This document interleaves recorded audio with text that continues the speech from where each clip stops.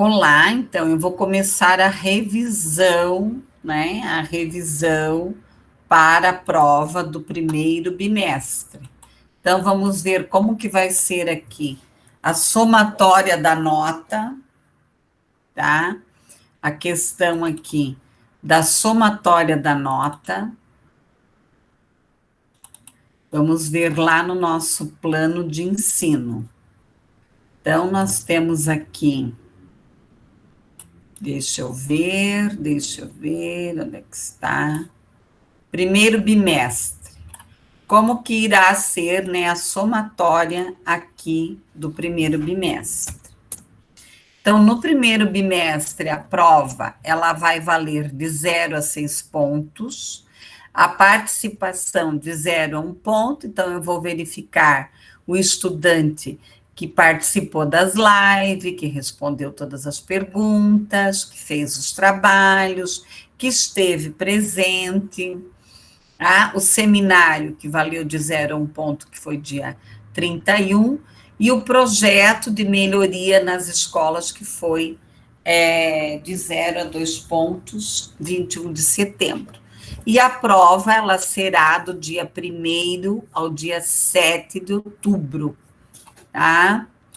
Então, a prova, ela será do dia 1º ao dia 7 de outubro. Então, primeiramente, eu irei fazer uma revisão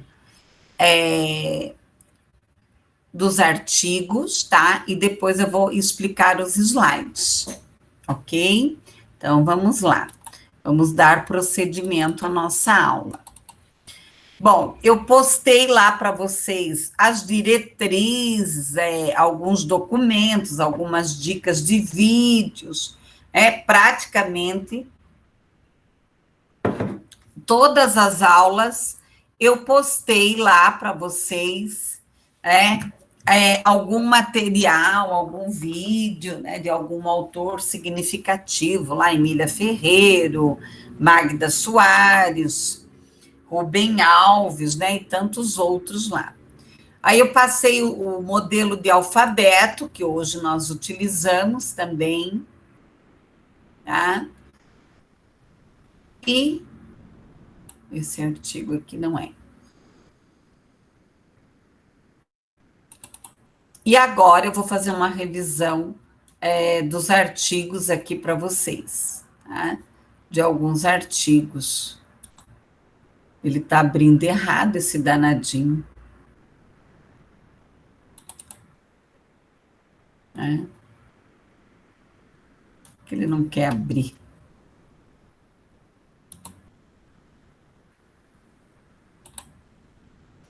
Deixa eu só ver aqui. Já vou verificar aqui o que está acontecendo. Que ele não quer abrir. Tá danado. Abriu. Então, né, aqui, esse artigo que ele vai falar sobre a função social da escola, tá? Então, nós discutimos, nós discutimos lá no início do semestre, a questão da função social da escola, tá? Então, esse artigo eu discuti com vocês, e ele fica lá, né, como um ponto de referência para vocês. Nós discutimos lá toda a questão do papel, da função da escola. Então, esse artigo, vamos revendo os outros. Aí tem um outro artigo aqui também, sobre a função social da escola, tá? Que ele fica como um ponto de apoio também. Nós discutimos a questão das interfaces da escola pública, tá? Da escola pública aqui, ok? Depois nós temos aqui a escola enquanto espaço da construção do conhecimento, tá? Então, aqui, a escola enquanto espaço da construção do conhecimento. Então, nós temos que verificar aqui, qual é o papel da escola? O papel da escola é trabalhar a questão social, né? A questão da cidadania, a questão do conhecimento, transformar a informação em conhecimento. Conhecimento só é conhecimento quando ele muda a nossa ação, tá? E aqui também, que a Carla veio conversar conosco, a pedagoga Carla, tá? Sobre a questão aqui, da escola enquanto espaço da construção do conhecimento, as competências, quais são as competências, qual é o perfil do pedagogo. E aqui nós vamos adentrar aonde? Na formação, na formação deste pedagogo, o tripé. O que é esse tripé da formação do pedagogo? O tripé é conhecimento filosófico. O pedagogo ele precisa ter um pensamento reflexivo, mas ele não pode ficar só na reflexão. Ele não pode ficar só na reflexão. Ele também tem que contextualizar essa reflexão e realizar essas mudanças necessárias dentro da escola, dentro do processo educacional. Lembrando sempre que a escola ela deve ser um espaço democrático, tá? Um espaço democrático. Então, é bem sério aí o papel do pedagogo dentro da escola. Aqui nós temos um outro artigo também que vai servir de base para as pesquisas de vocês para responder lá a prova, que é a gestão escolar democrática, a participação, os desafios que existem dentro de uma escola. A questão do processo de aprendizagem. O espaço da escola não é um espaço tão simples assim, né, pessoal? Abriu a escola, os estudantes entram e tudo acontece.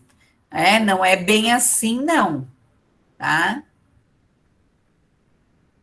Não é tão simples o quanto parece.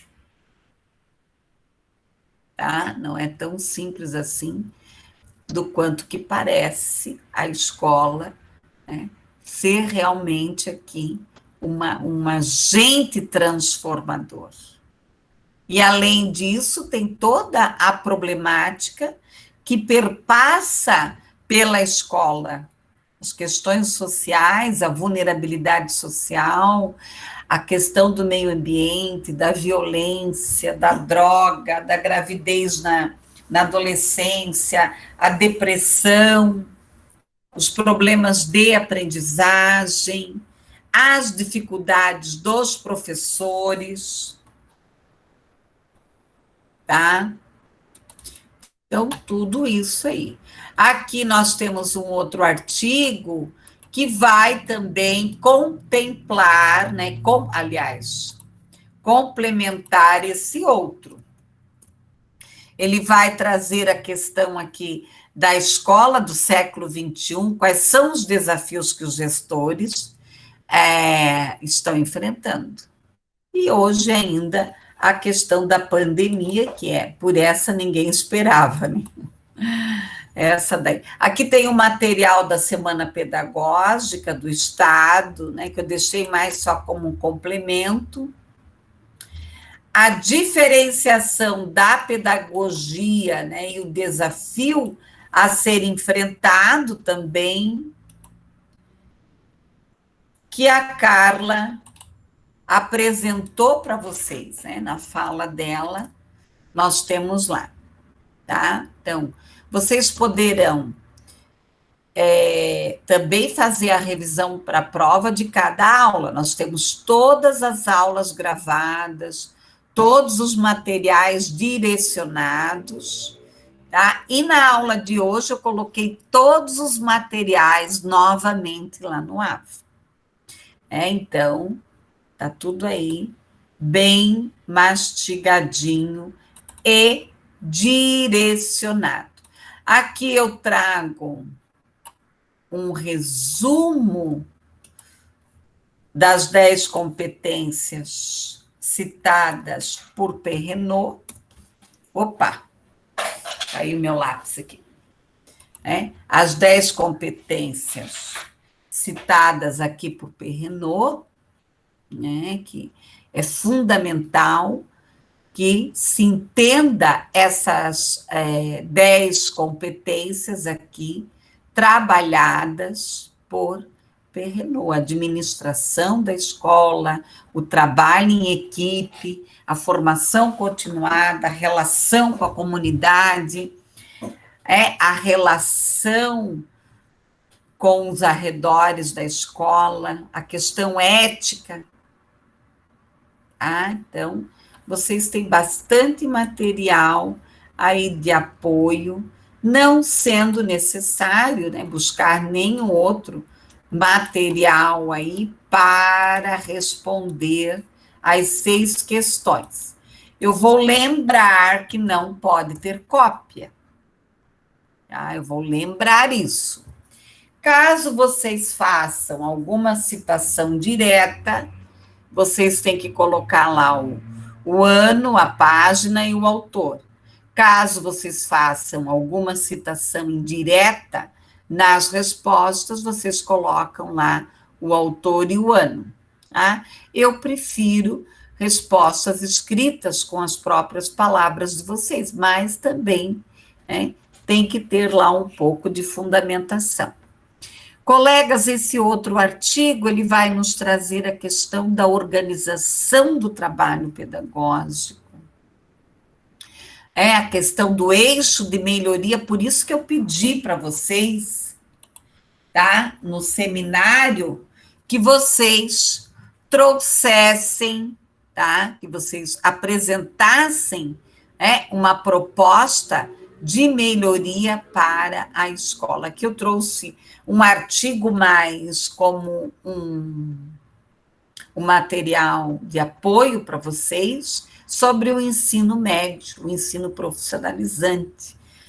De repente, você vai trabalhar de pedagoga numa escola que tem lá a questão do ensino profissionalizante. Então, fica mais como material complementar, um material de estudo. Aqui esse texto, né, da Magda Soares, uma alfabetizadora e pesquisadora sobre a questão da alfabetização, ela deve ser respeitada, né?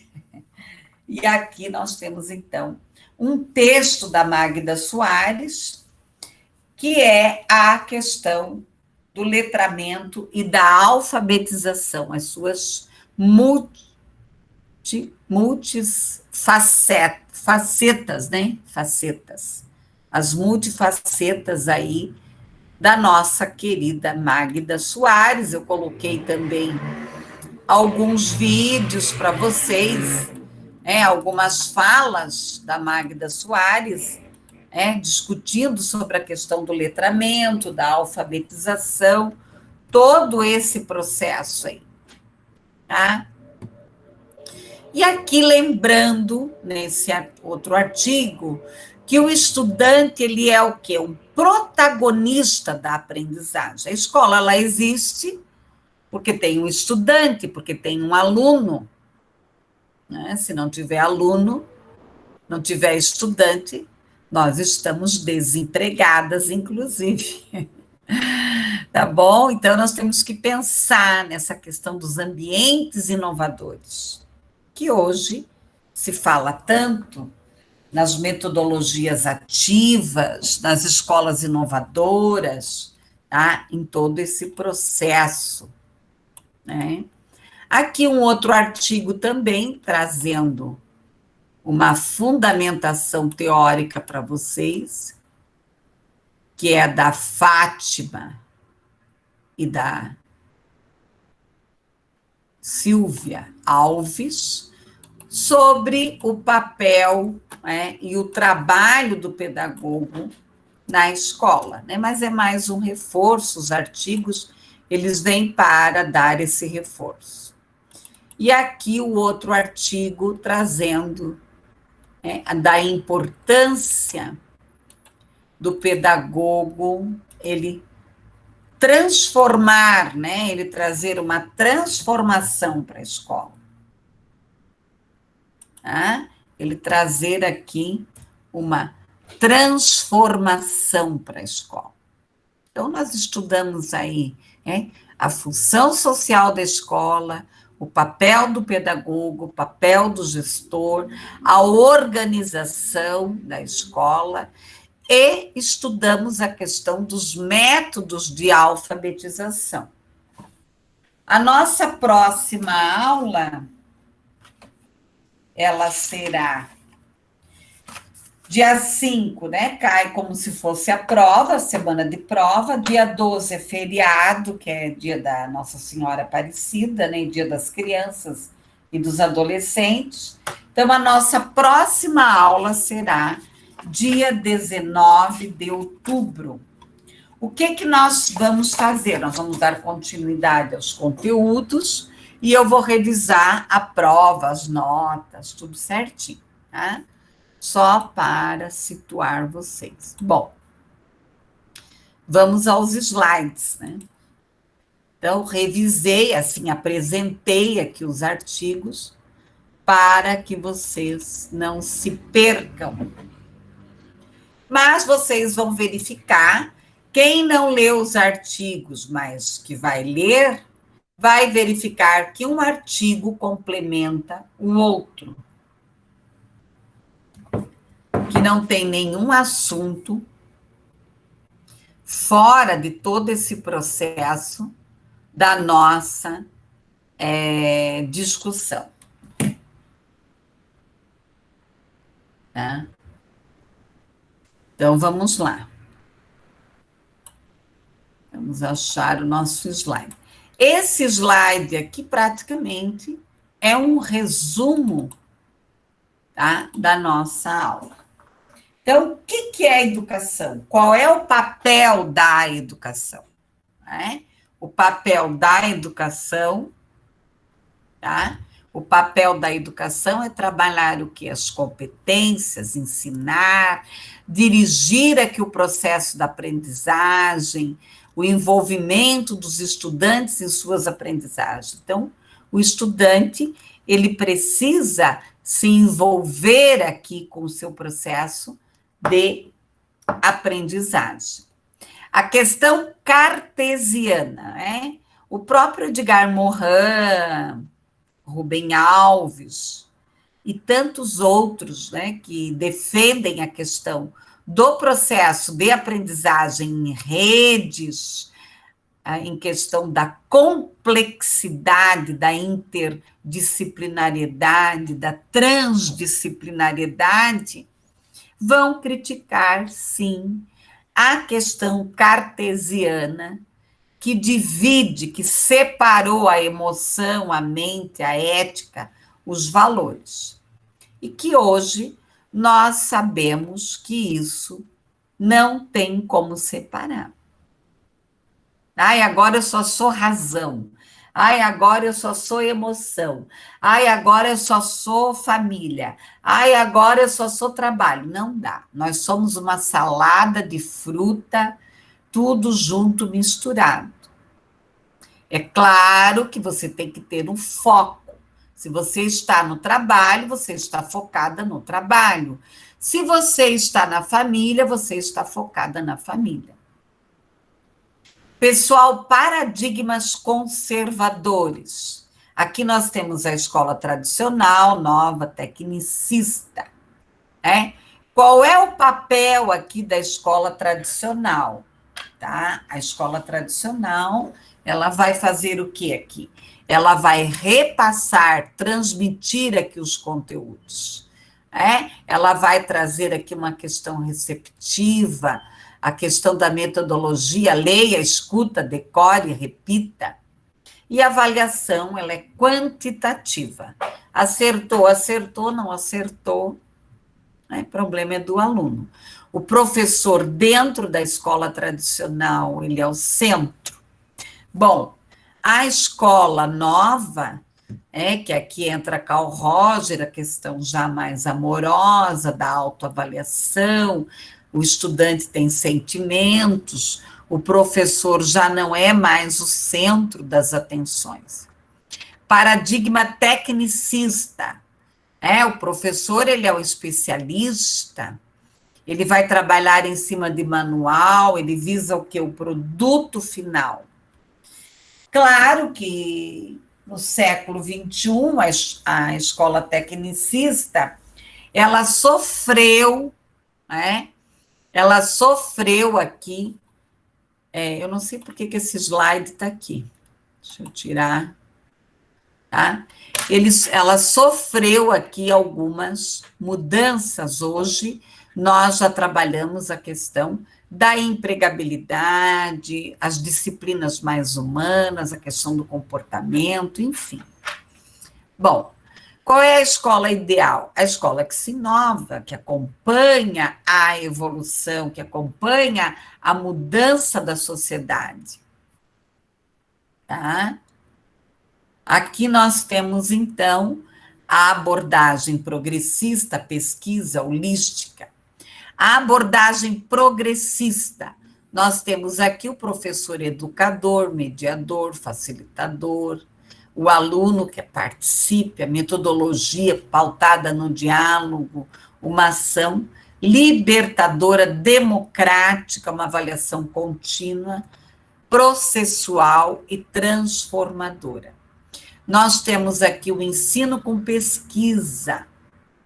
O professor, ele vai mediar, ele vai articular, ele vai trabalhar a questão do senso crítico, da criatividade, ele vai oportunizar esse aluno a investigar, a questionar, a criar. E daí nós temos o Domênico de Massi, o Domênico de Massi, falando, e gravando aí várias palestras, várias falas, que o quê? Que o profissional do futuro, e o futuro está aí, ele tem que ser o quê? Além dele ter conhecimento, competência, ser o quê? Criativo. Tem muita gente se dando bem com a pandemia. Por quê? Porque buscou criatividade, teve expertise, foi rápido, tá? Metodologia, que é a busca da produção, avaliação contínua, a abordagem holística aqui, o colaborador reflexivo, a questão interdisciplinar. Nós temos aí já Piaçu, Piaget, Ivani Fazenda, que são, que foram, os pesquisadores, Ivani Fazenda ainda continua pesquisando sobre a questão da interdisciplinariedade. O que é a interdisciplinariedade? É o diálogo entre os componentes curricular. Um ser complexo, nós vamos trabalhar uma prática crítica, transformadora, a avaliação visa o quê? Um processo, mas dentro de uma transformação. E aqui nós vamos adentrar dentro da escola inovadora, nós temos vários exemplos aí, vocês também trouxeram aí no seminário, na apresentação de vocês, algumas escolas aí inovadoras. A ação pedagógica, a análise, a capacidade, as informações, os argumentos. Aqui eu tenho que a produção do conhecimento progressista, o ensino com a pesquisa, a visão holística, a identidade, aqui o conhecimento do mundo. Então, nós temos que pensar em quem? Em investir nas crianças. E o nosso currículo nacional, ele é excelente dentro da educação infantil e no ensino fundamental 1 e 2, porque ele traz toda essa parte da vivência. Aprender a conhecer o pensamento lógico-racional aqui. Trabalhar a questão da análise, da transferência, as habilidades, né, o fazer, a questão aqui das práticas, identificar aqui as situações, a ética, né? A escola não pode ser um espaço de posturas persecutórias, de ciúmes, de competição. Não. Nós estamos formando gente, pessoas. A escola ela precisa ser o espaço de alegria, de construção, de parceria, de educação colaborativa. Bom, é muito importante, eu acho que esse slide aqui ele é fundamental para nós, tá? Então, se você vai planejar uma reunião, se você vai planejar uma ação, se você vai planejar uma formação, seja o que você for planejar dentro da escola ou a sua aula, né, que você vai ministrar, você precisa pensar nessas questões. Qual vai ser o tema, qual é a estratégia, qual é o tempo, a ação, a aprendizagem, tudo isso. Aprender a conhecer. Então, esse aqui é o lema da ONU e da Unesco, aprender a conhecer, a fazer, a conviver e a ser. A interdisciplinariedade. O que é a interdisciplinariedade? Não é só a integração dos conteúdos, mas é o diálogo entre esses conteúdos e esses componentes curriculares. Nós temos aqui a questão disciplinar. Não dá mais para trabalhar os conteúdos estanques, fragmentados, isolados. Isso não tem mais. A questão da interdisciplinariedade, né? Hoje eu estava planejando as minhas aulas com as crianças do mês de outubro, e daí eu peguei lá uma história sobre o Ziraldo, uma história do Ziraldo, né? Sobre a questão da primavera. Que você dá para você trabalhar a questão das estações do ano, você trabalha o vocabulário, você trabalha a natureza.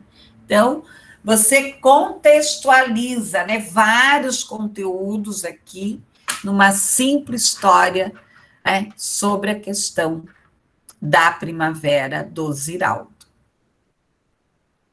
Bom, aqui eu tenho que compreender como que a escola era e como ela deve ser. Nem todas as escolas se transformaram na sua totalidade ou elas mudaram. Muitas ainda estão enraizadas, né, na postura tradicional. Então, eu tenho que sair do fragmentário, do estático, de transmitir o conhecimento aqui, mas eu tenho aqui que trabalhar a interdisciplinariedade, a construção, a rede, os projetos aqui, a reflexão, a questão formativa e processual. E transformar o quê? Né? Trabalhar a produção do conhecimento dentro de temas, de metodologias, de procedimentos, né? Trabalhando aqui a questão da competência, das habilidades, tá? E pensar o que é essa aprendizagem? Se a escola ela tem o papel de ensinar, o que ela precisa fazer e o que ela está realmente fazendo para que a aprendizagem se efetive, se consolide, que esse estudante ele tenha sucesso no seu caminhar dentro da escola. O que é essa aprendizagem? É um processo contínuo, dinâmico, que você constrói no dia a dia, de si mesmo nas relações interpessoais e sociais. Nós vamos ter aprendizagem formal, que é sistematizada. Eu vou ler um livro. Eu vou assistir um vídeo que eu quero aprender. Eu vou para a escola, eu vou fazer um curso. Agora eu vou trocar figurinha com meu colega, com meu vizinho. Daí já é, então, a aprendizagem informal. O que é o saber? O saber fazer e o saber ser. Então, aqui, as competências do saber, a questão da explicação, da reflexão, dos conceitos, as competências do saber ser. Então, eu tenho que ser determinada, criativa, dinâmica. Sábado eu estava terminando um curso sobre a questão do autismo, e eu estava colocando isso para os participantes. Que nós precisamos ter o quê? Conhecimento, formação, tudo isso. Mas, principalmente, persistência, tá? Persistência, não desistir, tá? Uma mãe não deve desistir de um filho.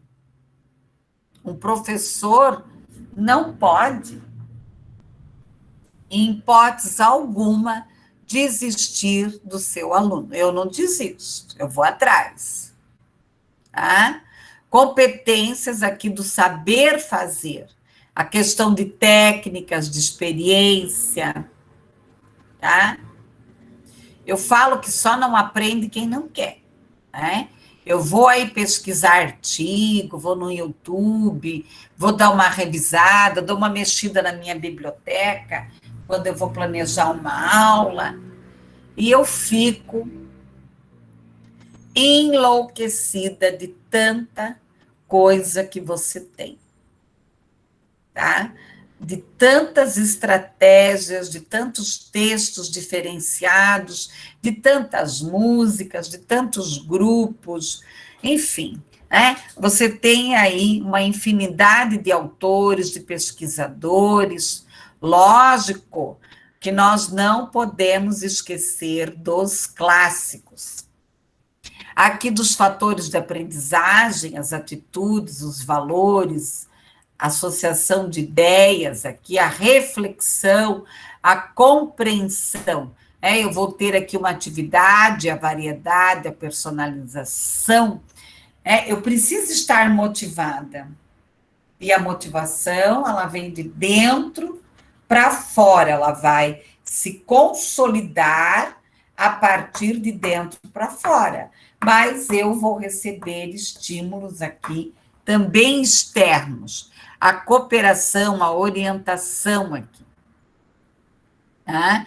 E aqui eu vou ter, então, a experiência, a aprendizagem, a modelagem, a questão cognitiva, o conhecimento teórico, o conhecimento daqui da reflexão real, o processamento da informação, da descoberta, da experiência. E aqui nós temos, né, a teoria comportamentalista, que ela é baseada no estímulo, no reforço, na punição, principalmente estudantes que têm deficiência e que têm algum atraso na aprendizagem, é fundamental utilizarmos aí a teoria comportamentalista. E aqui a visão interacionista, né? Maslow, Novak, Piaget, Roger, Vygotsky, a questão da interação, da intuição, da motivação, da autoaprendizagem, aqui da mediação. E aqui alguns estilos de aprendizagem, nós vamos estudar mais, né, outros estilos de aprendizagem. Aqui o pragmático, ele é prático, ele resolve as coisas na prática. O teórico, tudo ele vai buscar uma explicação teórica. O energético, né, tem energia, ele quer mudança, ele se mexe. E o reflexivo, tudo ele vai fazer aqui uma reflexão. E aqui eu deixei aqui um livro da Ivani Fazenda, que ela organizou sobre a questão da interdisciplinariedade, os estilos de aprendizagem, aqui também que tem aqui as pessoas que organizaram, Luísa Miranda, Paulo Alves, enfim. Enfim, aí nós tivemos aí essa fala. Né? Quem leu os artigos e assistiu agora a explanação dos slides vai perceber o quê? Que tudo que está nos artigos eu também acabei falando aí, tá? Então, vamos para o outro slide. Pessoal, alguma dúvida, alguma coisa, vocês vão falando aí, tá? Eu vou disparando aí na minha fala.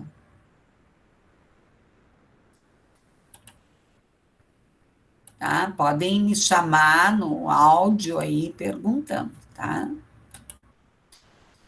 Então, vamos ver aqui. A psicogênese da língua escrita, estudada aqui por Emília Ferreiro, estudada aqui por Emília Ferreiro. Então, no começo, a escrita era o quê? Rabiscos, expressões dos seres humanos, o homem utilizava o desenho para ele expressar ou deixar alguma informação. Na era primitiva, os nômades, nós vamos ter ali a evolução da escrita na humanidade.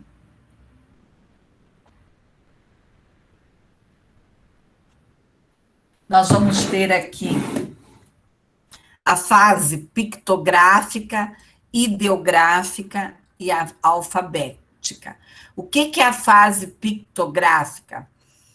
Ela consiste em representar seres, desenho. A escrita ideográfica, ela já vai se caracterizar aqui por ideogramas, ela já traz uma mistura, alguma coisa aí parecida com letras.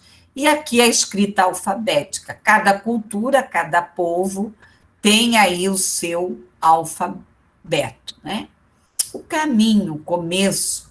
Então, no início, a criança rabisca, risca as garatuchas, tá? Nós temos aí o nível 1, a primeira fase da escrita da criança, que ela escreveu sapato, Ela rabiscou aqui.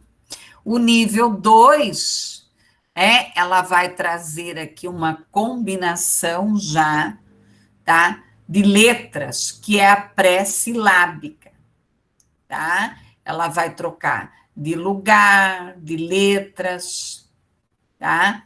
E no nível 3, ela já adentra na silábica.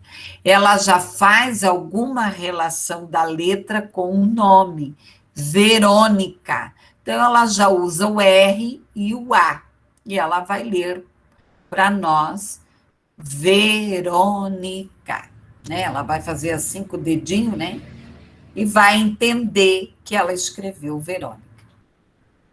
Tá? No nível 4, ela vai adentrar no silábico alfabético, então, jabuticaba, tá? Jabuticaba, tá?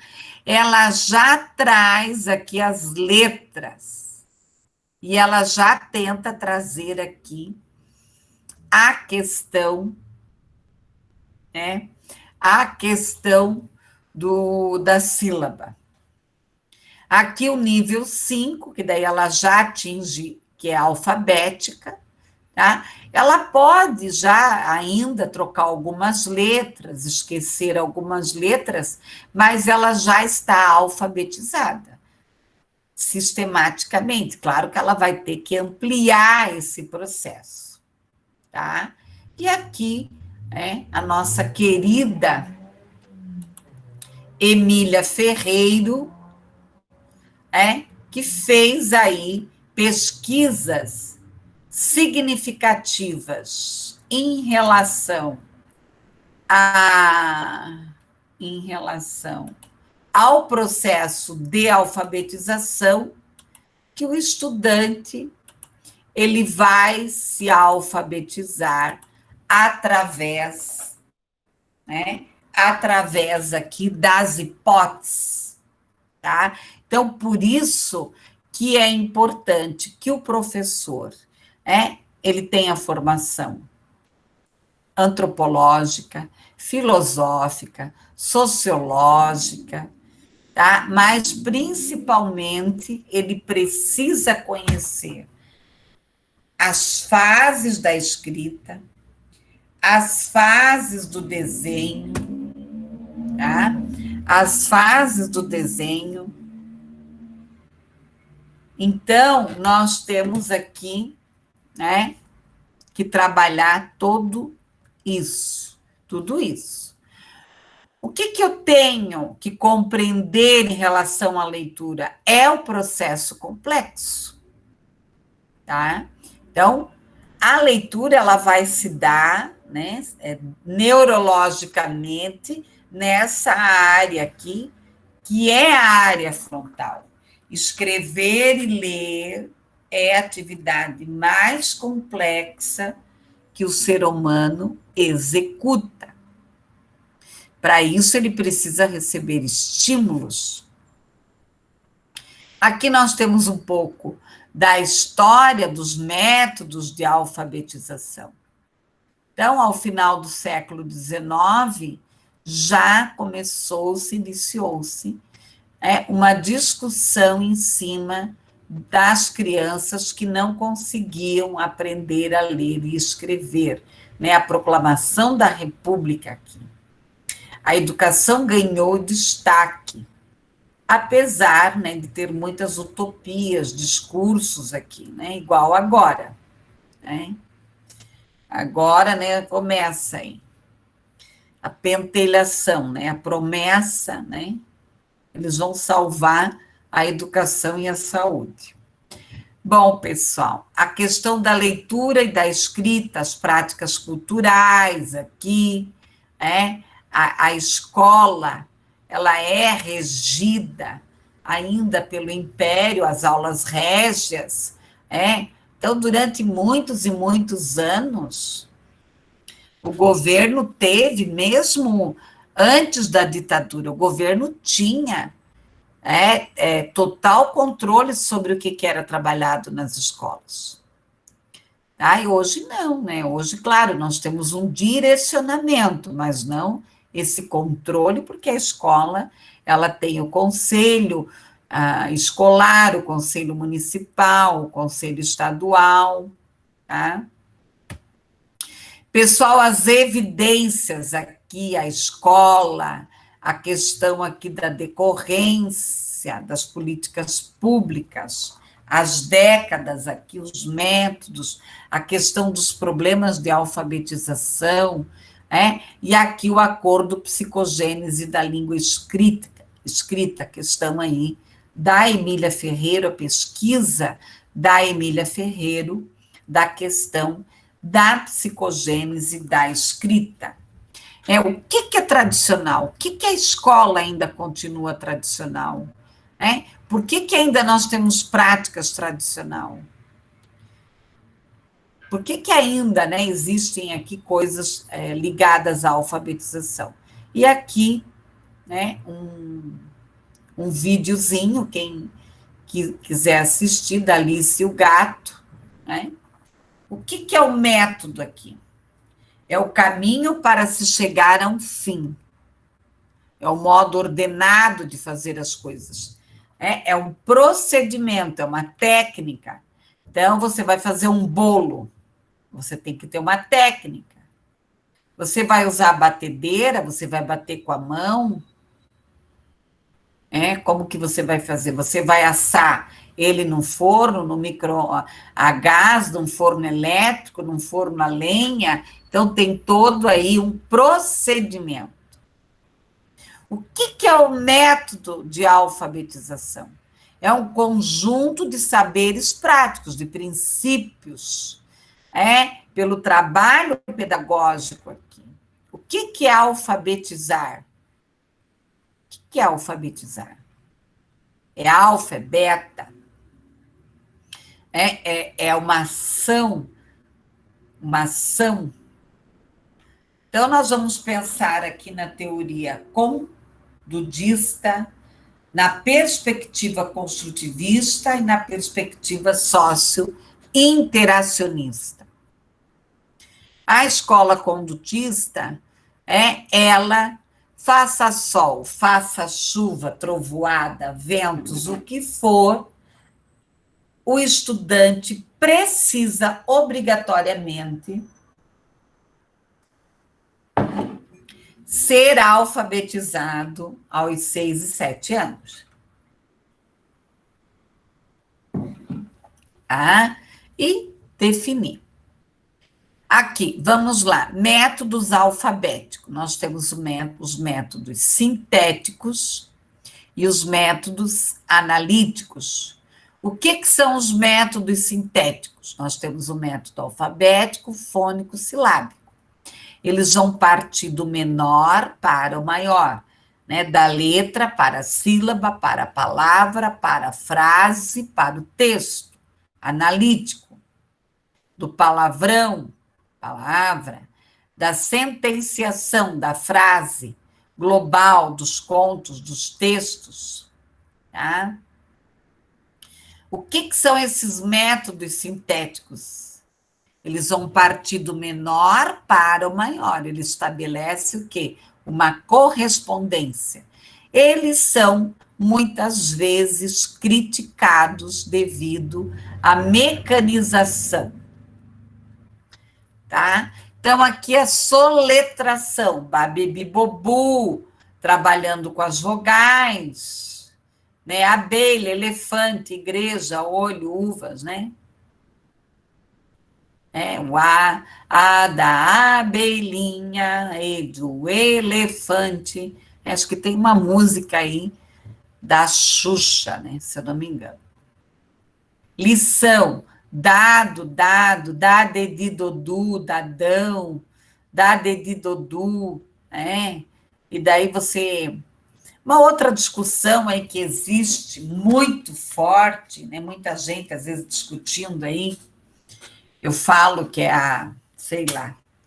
que é a questão entre a letra discursiva, que é a letra pegada, As crianças perguntam assim, e daí, professora, é para eu fazer a letra pegada, Ou a letra caixa alta, que é a letra de impressa?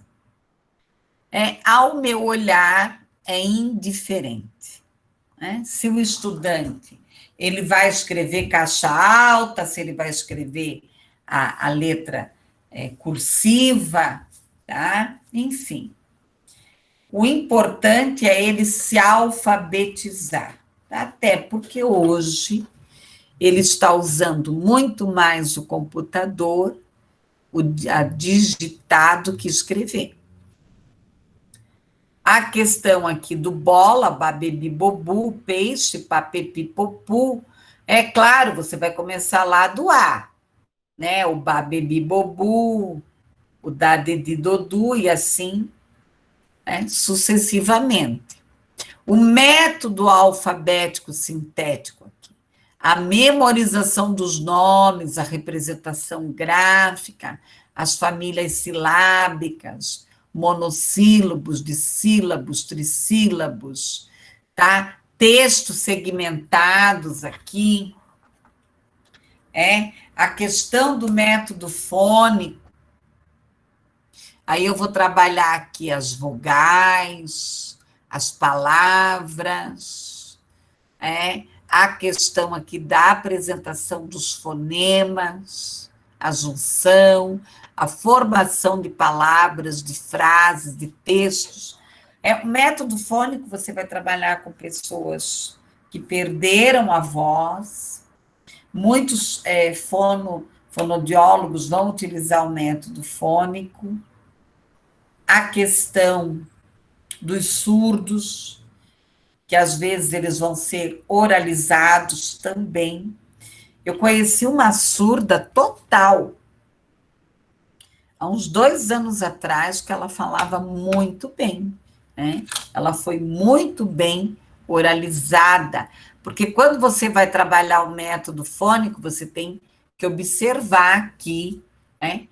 Colocar a mão aqui no estudante, né? E verificar como cada cordinha vocal aqui levanta, tá? Método sintético. Então, você vai apresentar as vogais, A, E, I, O, A de abelha, E de elefante, I de igreja, A, E, I, O de ovo, U de urso, tá? Depois você vai trabalhar o alfabeto, depois você vai trabalhar as palavras, as frases e pequenos textos. Bola, babebi, bobu, pata, a lala, e aqui, então, nós temos aqui uma crítica em cima dos métodos sintéticos. O que é esse método alfabético? É a progressão, é o fonema, é a palavra, o enfoque, é a decodificação, análise fonológica dos fonemas, dos grafemas. Vantagens aqui: possibilita que as relações, promove o desenvolvimento, a consciência. E aqui nós temos, então, as limitações. Quais são as limitações desse método? São as funções sociais, às vezes desvincular o texto, a palavra, da realidade, ou desvincular a palavra do texto. Tá? Então, os métodos sintéticos, eles vão partir dos elementos menores, trabalhar aqui o oral, o escrito, tá? O processo, a leitura, mecânica, né? Então, tem estudiosos aí que criticam, tá? Muitos métodos sintéticos. Bom, os métodos analíticos partem de quê? De uma palavra, de uma unidade, de um texto, né? Vai partir do maior para o menor. Então, eu vou trabalhar a palavra, a memorização, a divisão de sílaba, a formação de novas palavras, a análise de grafemas, a formação de frases, a formação aqui de textos. Tá? Aqui, o bala, o beba, o bico, o boi, o bule, né? barriga. Alguns exemplos aqui. A sentenciação, apresentação de frases. Tá? Então, geralmente você pode trabalhar a construção da frase coletiva. Então, você pode entrar, começa a aula, faz a rotina, se você for entrar na questão, né, do texto em si. E alguns, você pode perguntar assim, algum estudante tem alguma novidade? O que fez? E daí você vai montando várias frases, inclusive. A memorização, a observação, a formação de grupo, o isolamento, o estudo de grafemas aqui, o contexto analítico aqui, a apresentação das partes, a memorização, a decomposição do texto. Você pode trabalhar aqui com parlenda, com provérbios, com contos, com partes de histórias, né, de textos literários, com adivinhas, o estudo aqui, análise de grafemas aqui. Metodologias analíticas aqui. A progressão da unidade aqui, menor, o enfoque, a compreensão do sentido, da questão aqui da recompensa, do global. Quais são as vantagens aqui? A questão do reconhecimento global, da palavra, da possibilidade. Você vai começar do todo para as partes, dentro do método analítico. O sintético, não, você vai começar do menor, para o maior, tá? Você vai começar das partes para o global. Qual é a limitação desse método analítico? Tá? Aqui é a questão do quê?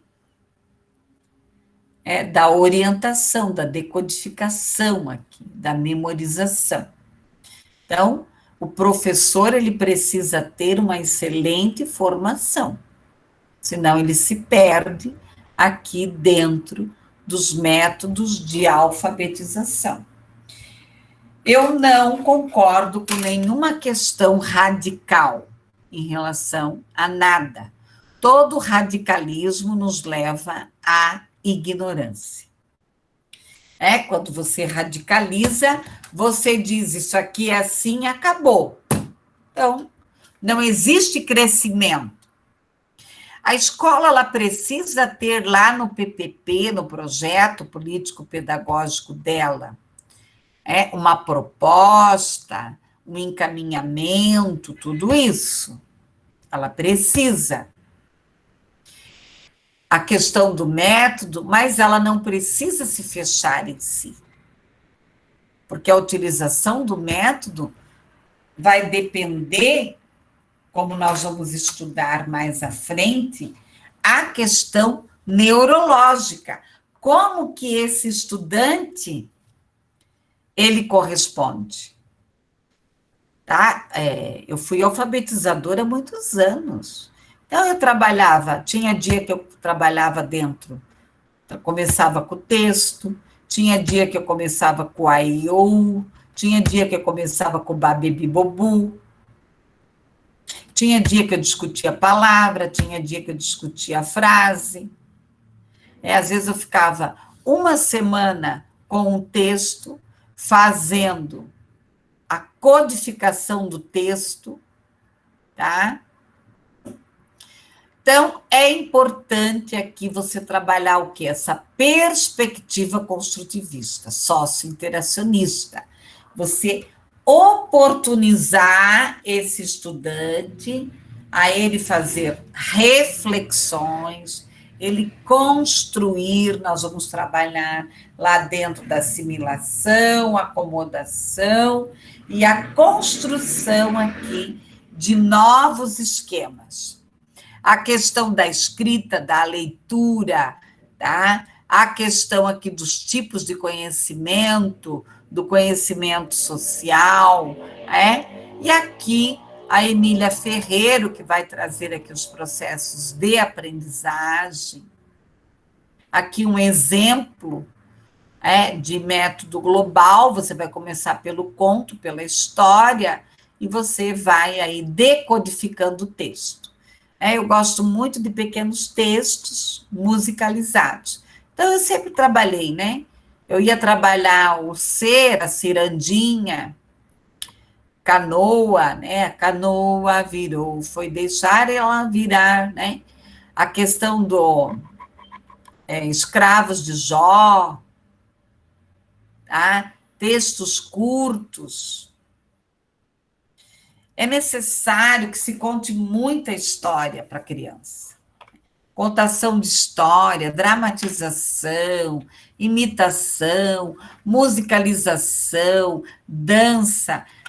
Você tem várias maneiras aqui de contar história, com objetos, com bolsa.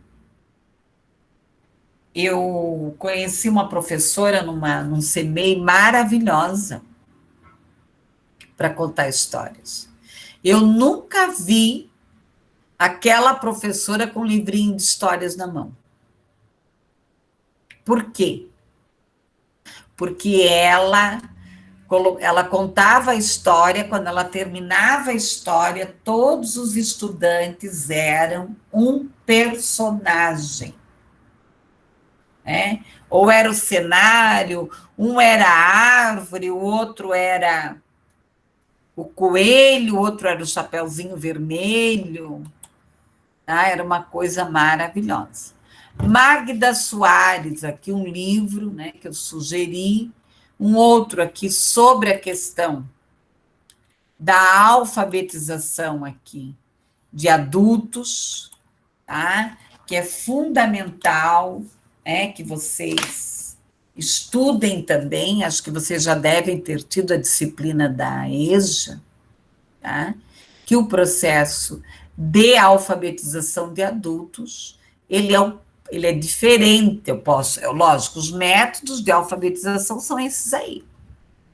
Podem existir outros aqui, mas os pesquisados, tá? Os pesquisados, os estudados são esses aí que eu apresentei, né? Outros não são cientificamente comprovados, tá?